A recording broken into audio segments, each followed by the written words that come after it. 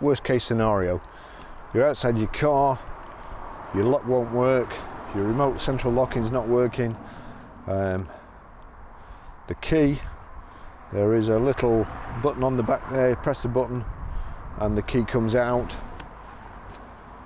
You open it like so. So you're inside the car using the key from there. Little button, press it, open it, put the key in the lock, get in the car. So you get in the car, you've got the key, you need to start the car, click the start button. In a second it will come up on the dashboard, key not recognised, hold back of key against marked area, which is there. Hold the back of the key there, the car starts.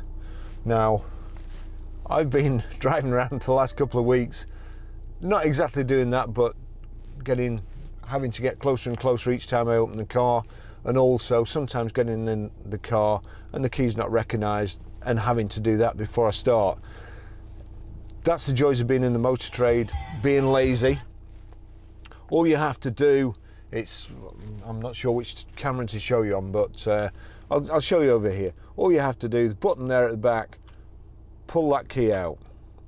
Then there's at the back of the silver button there, press on there, pull that slot out. Normally there's a battery in, but for the purposes of this exercise, I put a new battery in this morning and I've just taken it out, so it brings up that fault.